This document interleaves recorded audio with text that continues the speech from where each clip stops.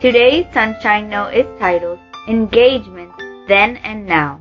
But Ruth replied, "Don't urge me to leave you or to turn back from you.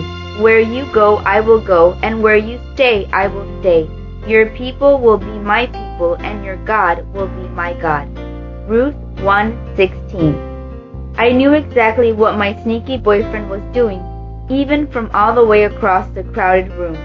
He was asking my parents for permission to marry me. I knew instantly because of the way my mom jumped off the ground even so slightly and gave a joyful little clap of her hands. It was their surprise 25th anniversary party, and for reasons that I hadn't understood before, Greg had insisted on flying out with me for the occasion.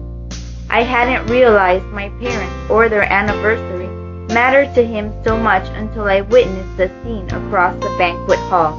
He shook my father's hand as if they had just made a business deal, and my dad proudly patted him on the back, and they all hugged. I quickly turned away and pretended I hadn't seen the exchange, but in my heart I knew that Greg would soon ask me to marry him. In the time of Ruth, during the period of the judges, the engagement process was a lot more complicated than just asking a father for permission. If a husband died, in certain situations a man called a kinsman redeemer could take over the property of his deceased close male relative's property and marry his widow. When Ruth met Boaz and they wanted to marry, it was fortunate that Boaz had the relation of kinsman redeemer. But another man was a closer king to Naomi than he, so he had to give the other guy first chance.